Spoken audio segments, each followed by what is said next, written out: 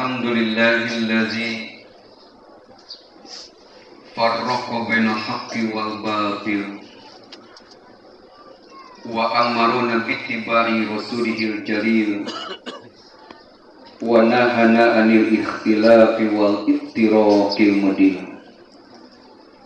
Asyhadu an la ilaha illallah wahdahu la syarika lah wa asyhadu anna Muhammadan abduhu wa rasuluhu allazi la nabiyya ba'da. Amma ba'd. Faqala Allah Ta'ala fil Qur'anil Karim, a'udzu billahi minasy syaithanir rajim. Yu'til hikmata man yasha wa may yu'tal hikmata faqad utiya khairan katsira wa ma yazakkaru illa ulul albab. Hadirin wal hadirah, kaum muslimin wal muslimat yang berbahagia, yang dimuliakan Allah.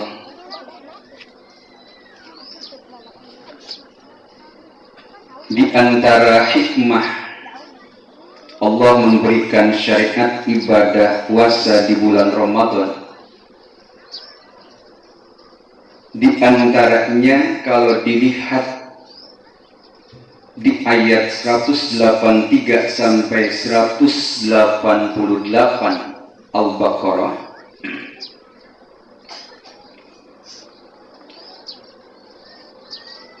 hikmah disyariatkan ibadah berpuasa tiada lain untuk tajdidul iman wa taqwiyatuhu, menyegarkan kembali dan menguatkan kembali keimanan, sehingga ketika terjadi penyegaran, terjadi penguatan iman, maka terjadi perubahan, peningkatan dalam aspek keimanan. Dari nilai-nilai keimanan naik tingkatan, naik kedudukan, dari mukmin naik kepada muttaqin. Ini yang diisyaratkan oleh Allah di ayat 183, la'allakum tattaqun.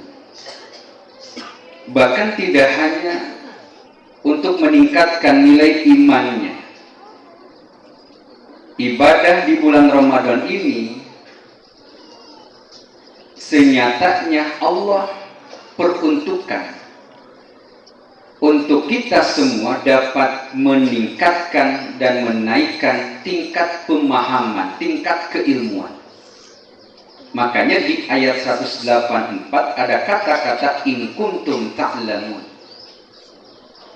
Bagaimana pengetahuan kita selama di bulan Ramadan ini Allah berikan berbagai macam syariat agama, ada kewajiban yang bersifat fardhiyah, ada kewajiban yang bersifat sunnah.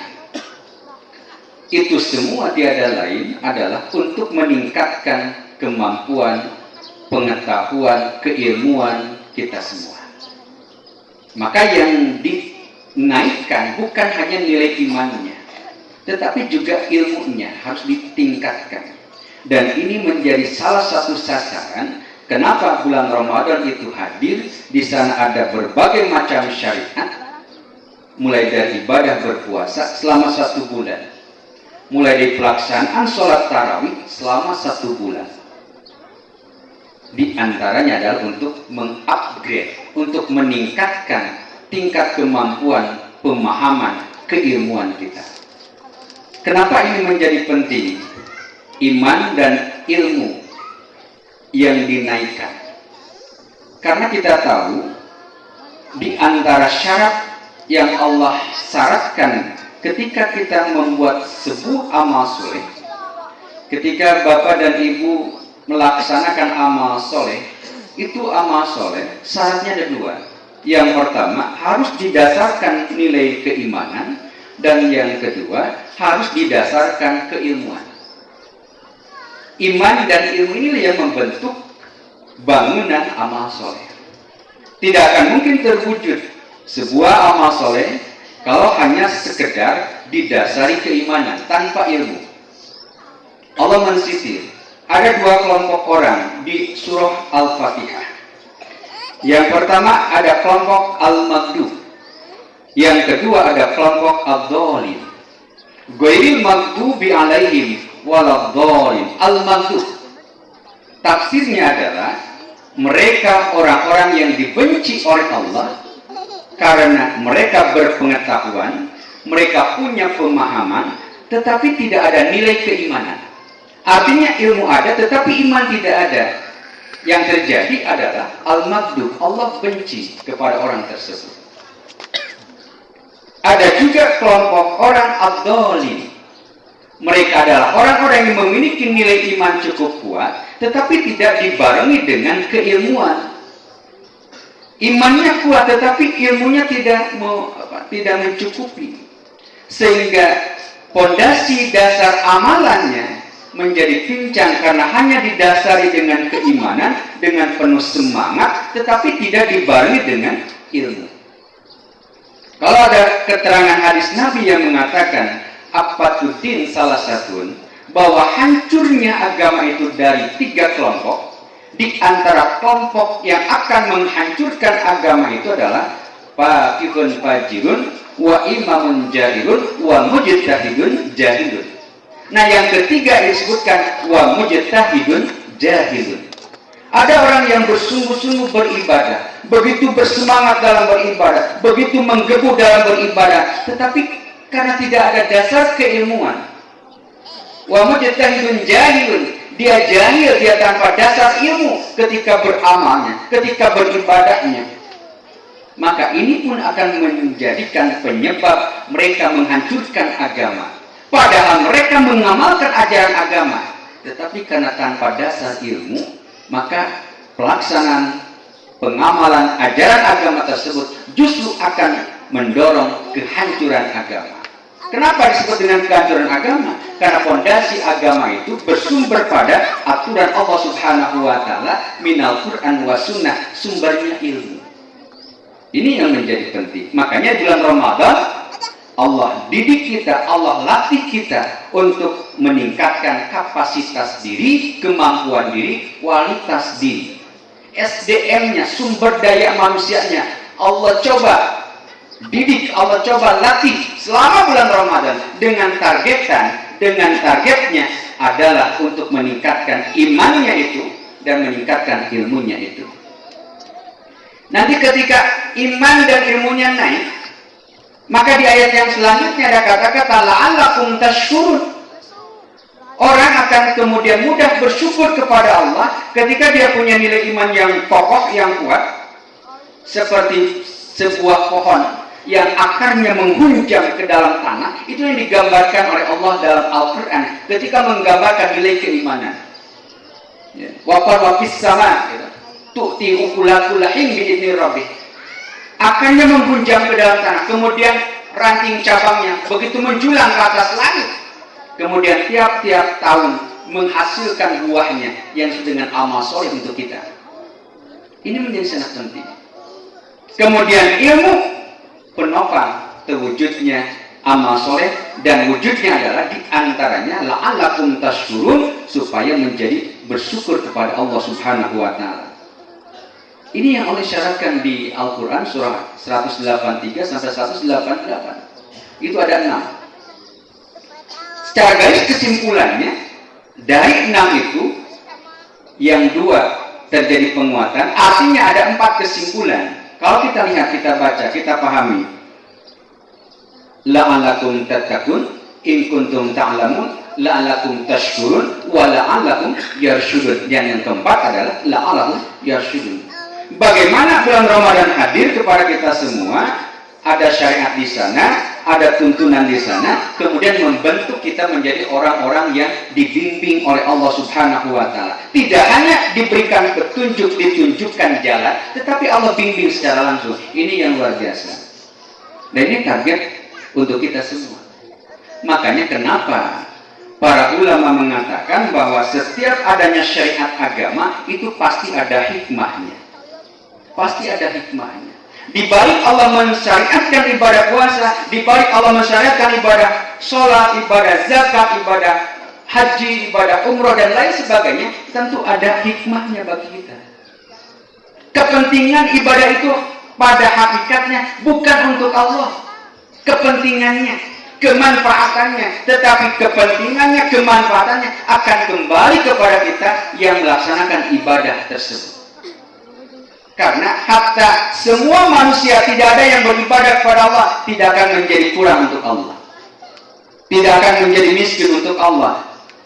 Hatta semua manusia yang ada di langit ini, yang di kolam langit ini tidak beribadah kepada Allah, Allah tidak akan menjadi berkurang kesempurnaannya. Allah tetap sempurna, Allah tetap maha besar. Justru kembali kemanfaatan, kembali faidah dari amal ibadah kita semua adalah untuk kita sendiri. Jadi Bapak Ibu, kita semua berpuasa selama 1 bulan kemarin 29 hari adalah targetnya sebagai untuk mencapai kita menjadi orang-orang yang bertakwa, supaya ada peningkatan kualitas dirinya. Inilah yang disebut dengan tajdidul iman wa taqwiyatu, itu yang pertama. Kemudian yang kedua, hadirnya syariat ibadah puasa di bulan Ramadan ini adalah untuk tahdzibun nafs, untuk melatih diri supaya kita mampu mengendalikan nafsu. Kita tahu nafsu di Al-Quran disebutkan ada nafsu amarah. Tabiatnya gimana kalau nafsu amarah? Inna nafsa la'ammaratun bisu. Sesungguhnya nafsu itu la'ammaratun bisu, senantiasa mendorong, menyuruh untuk berbuat kejahatan. Itu nafsu amarah. Maka potensi nafsu amarah ini senantiasa akan menjerumuskan, mendorong kita berbuat maksiat, kita berbuat kedurhakaan. Bagaimana Nabi Yusuf alaihissalam di Al-Quran dijelaskan, wa ma ubarri'un nafsi inna nafsal ammaratun bisu wa ma ubarri'un nafsi, dan sesungguhnya aku, kata Nabi Yusuf, tidak bisa menghindar dari dorongan nafsu. Artinya ketika nafsu itu menguasai diri, pada dasarnya Nabi Yusuf tidak bisa mengendalikan diri dari nafsu. Inna nafsa la'ammaratun bisu, sesungguhnya nafsu itu senantiasa menyuruh dan mendorong untuk berbuat maksiat, berbuat kedurhakaan, berbuat kejahatan. Illa ma rahimah rabbi. Kata-kata yang luar biasa yang Nabi Yusuf ungkapkan, illa ma rahimah rabbi, terkecuali aku betul tidak bisa menghindari dari nafsu, tetapi Tuhanku menyayangiku, Tuhanku memberikan bimbingan kepadaku, Tuhanku menyayangiku, memberikan rahmat kepadaku sehingga aku terhindar dari maksiat, dari kedurhakaan. Nabi Yusuf itu digoda oleh Siti Zulaikha. Apakah Nabi Yusuf tergoda secara kemanusiaannya? Ya, di Al-Quran dijelaskan, walaqad hammat bi, dan sungguh Zulaikha sangat menginginkan Yusuf. Lalu apakah Nabi Yusuf menginginkan Zulaikha? Al-Quran mengatakan wa hamma biha, dan Yusuf pun menginginkan Zulaikha. Siti Zulaikha wanita cantik, Nabi Yusuf pemuda tampan. Keduanya normal, saling menginginkan. Tetapi yang menjadi fondasi Nabi Yusuf, kenapa dia selamat dari perangkap nafsu yang memuncak, nafsu yang mendorong untuk berbuat maksiat, berbuat kedurhakaan? Karena Allah memberikan pertolongan, Allah membimbing langsung. Dan inilah yang ditargetkan oleh kita semua ketika hadir bulan Ramadan selama 1 bulan. Endingnya, di akhirnya kita mengharapkan ada hikmah bagi kita, ada faedah, ada manfaat bagi kita, bagaimana kita mampu mengendalikan nafsu ini, nafsu amarah ini. Ini nafsu amarah yang pertama. Yang kedua ada yang disebut dengan nafsu lawwamah. Nafsu lawwamah ini, kata para ulama, disebutkan bahwa nafsu ini adalah nafsu yang senantiasa mendorong kita memiliki sifat dan rasa penyesalan. Jadi kalau misalkan di akhir bulan Ramadan ini Di awal bulan Syawal ini kemudian ada muncul perasaan kita menyesal. Menyesal itu dari dua hal. Menyesal yang pertama karena ada tindakan salah dan dosa yang kita lakukan selama bulan Ramadan, sehingga kita menyesal. Kenapa Ramadan kemarin saya tidak gunakan untuk beramal ibadah, beramal soleh, toh malah beramal salah dan berbuat dosa, berbuat kejahatan. Penyesalan yang kedua, penyesalan dari tidak maksimalnya kita melaksanakan amal soleh, melaksanakan amal ibadah. Menyesal karena berbuat salah, dan yang kedua menyesal ketika beramal solehnya tidak maksimal. Kemarin berpuasanya ya puasa, nahan laparnya ya nahan lapar, tapi tidak ada manfaatnya, tidak ada hikmahnya bagi kita. Dikhawatirkan terkena sabdanya Nabi yang mengatakan kam min shaimin laisa lahu min syami ilal juwa atas. Begitu banyak orang yang berpuasa tidak dapat nilai pahala ganjaran puasanya, tetapi hanya sekedar dia lapar, hanya sekedar dia dahaga, tidak bisa mendatangkan pahala dan ganjaran. Banyak kata Rasul. Artinya bisa jadi selama bulan Ramadan kita berpuasa tapi tidak ada nilai yang kita dapat. Masih mending ketika memang masih ada nafsu lawamah yang membimbing kita. Karena nafsu lawamah ini adalah nafsu yang mampu meredam. Jadi ketika salah kemudian kita diingatkan, ada penyesalan, itu berarti kita masih punya nafsu yang namanya nafsu lawamah. Dan puncaknya yang ketiga, ada yang disebut dengan nafsu mutmainnah. Dan inilah target yang sesungguhnya kita bisa sampai dari nafsu ammarah, naik nafsu lawamah, kemudian menjadi nafsu mutmainnah. Kenapa? Karena nanti di akhirat yang akan Allah panggil untuk masuk ke dalam surga adalah nafsu mutmainnah. Al-Quran mengatakan begitu. Ya Tuhan nafsul mutmainnah, irji'i ila rabbik radiyatan mardiyah fadkhuli fi ibadi wadkhuli jannati. Yang Allah panggil untuk masuk ke dalam surga Allah, untuk masuk ke dalam surga Allah, itu adalah nafsul mutmainnah. Wahai jiwa-jiwa yang tenang, nafsul mutmainnah adalah nafsu yang tenang, nafsu yang sudah tunduk patuh untuk beribadah kepada Allah. Ada nafsu, tidak mati nafsunya, ada nafsu, tetapi nafsunya menjadi potensi untuk beribadah, menjadi potensi untuk beramal soleh. Nah, ketika nafsu ini menjadi tenang, kemudian mendorong amal soleh, maka Allah nanti di akhirat akan memanggil nafsu itu. Wahai nafsu-nafsu yang tenang, irji'i ila rabbik, pulanglah engkau kepada Tuhanmu. Pada fi ibadi, masuklah engkau dalam golongan kelompok hamba-hambaku, dalam kondisi radiyah, mardiyah, engkau ridho berada di golongan hamba-hambaku, mardiyah, dan engkau diridhoi.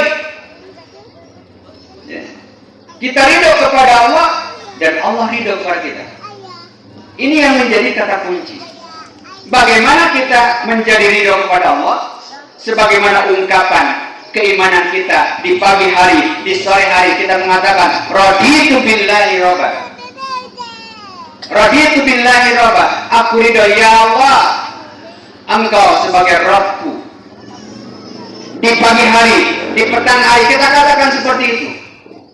Tetapi bukan hanya sekedar kita ridho kepada Allah, yang paling terpenting adalah bagaimana Allah ridho kepada kita.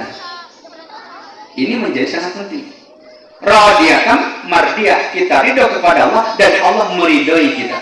Nah, ketika Allah meridhoi kita, apa yang Allah punya, surga nanti di akhirat akan Allah berikan kepada kita semua. Maka kata Allah, fadkhuli fi ibadi wadkhuli jannati, dan masuklah engkau ke dalam surgaku. Surga yang Allah berikan kepada kita. Kalau Bapak Ibu meminta surga, Rasul membimbing kita. Idza sa'altumul jannata, jika engkau meminta surga, janganlah meminta surga yang di bawah. Karena yang namanya surga itu ada 100 tingkat. Kata Rasul, fas'alul firdaus, maka mintalah olehmu kepada Allah al-firdaus wa a'lal jannah, yaitu surga yang paling tinggi. Di surga firdaus itu Rasul ada. Jadi kalau Bapak Ibu ingin bertemu dengan Rasul, berjumpa dengan Rasul, bersama dengan Rasul, masuknya ke surga firdaus, karena Rasul di sana, di surga firdaus. Jadi kita, karena di Al-Quran juga dikatakan dua syarat, Pak Bu. Dua syarat yang Allah syaratkan ketika kita mau masuk ke dalam surga firdaus. Satu, iman. Dua, amal soleh. Hanya situ. Kalau memenuhi kriteria itu, dia beriman, kemudian beramal soleh, maka surga firdaus Allah berikan. Lihat nanti di surah Al-Mu'minun, bagaimana Allah menjelaskan orang-orang musholin. Lihat juga di surah Al-Ma'arij, bagaimana Allah menjelaskan musholin. Ada jannatul mukramun, ada jannatul firdaus. Ada surga yang dimuliakan Allah, ada surga firdaus. Pahala bagi mereka yang mampu musholin, menjadi orang-orang yang menegakkan sholat.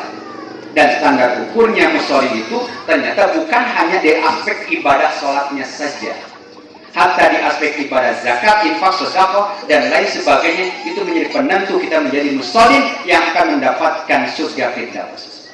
Dan inilah target yang kedua, hikmah yang kedua yang kita harapkan. Begitu di akhir bulan Ramadan memasuki bulan Syawal, terjadi perubahan, kita mampu mengendalikan diri dari dorongan-dorongan nafsu.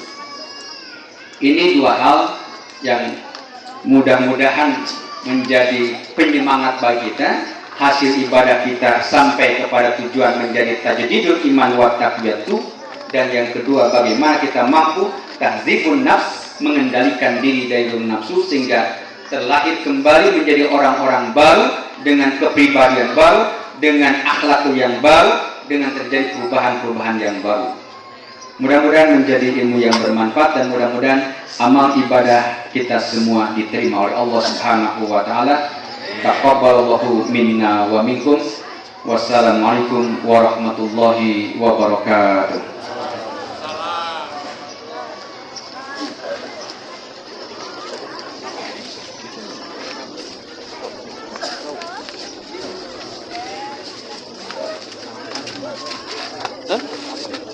Itu ngomong apa? Mobil itu.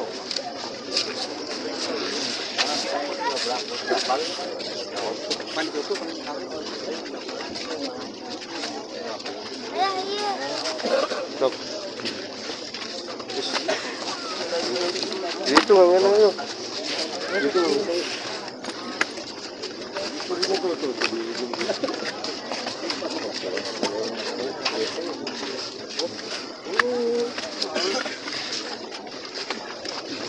Tangan.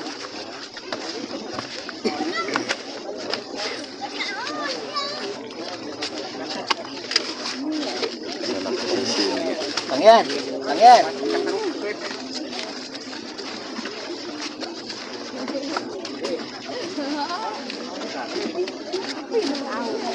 Tangan. Tangan. Kenalan.